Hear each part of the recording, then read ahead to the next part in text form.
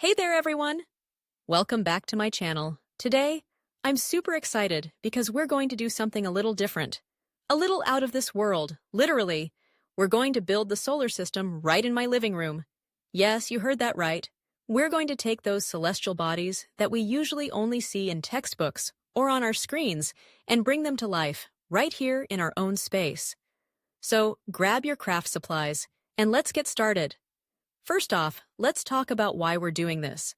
The solar system is an incredible place, filled with fascinating planets, moons, and even asteroids.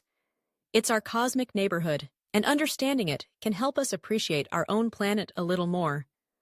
Plus, building a model is a fun way to learn about the scale and distance between these celestial bodies. Trust me, it's way more engaging than just reading about it. All right. So the first thing we need to do is figure out how we're going to represent each planet. For this project, I'm going to use different sized balls. You can use anything from styrofoam balls to paper mache, or even just crumpled up aluminum foil. The key is to make sure they're proportionate to each other. For example, the sun is the biggest, so I'm using a giant beach ball for that. It's bright yellow and definitely stands out in my living room. Now, as we move outward from the sun, we have Mercury, Venus, Earth, and Mars. Mercury is the smallest planet, so I'm using a tiny marble. Then, Venus is a little bigger, so I'll grab a ping-pong ball for that. Earth? Well, I've got a blue and green painted ball that represents our beautiful planet perfectly. And Mars?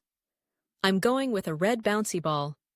You can already see how this is coming together.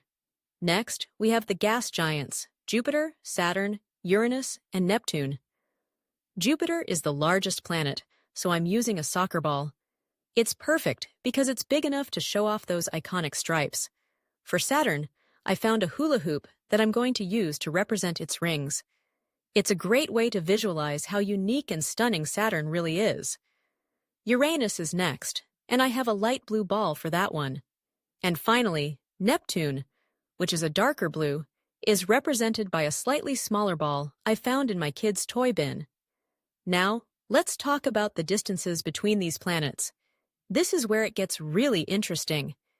If we were to scale the solar system down to fit in my living room, we'd have to space these planets out quite a bit. For example, if the sun is sitting right here on my coffee table, Mercury would be just a few inches away.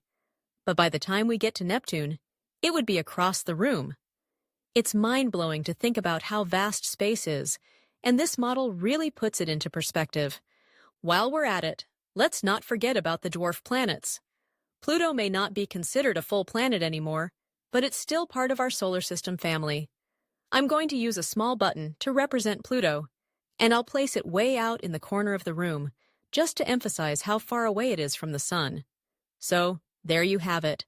We've built our very own solar system right here in my living room. I hope this inspires you to try it out in your own space. Not only is it a fun activity, but it's also a great way to learn about the universe we live in. Remember, the more we understand about our solar system, the more we can appreciate the beauty and wonder of it all. If you enjoyed this video, don't forget to like, subscribe, and share your own solar system creations in the comments below. Until next time, keep exploring.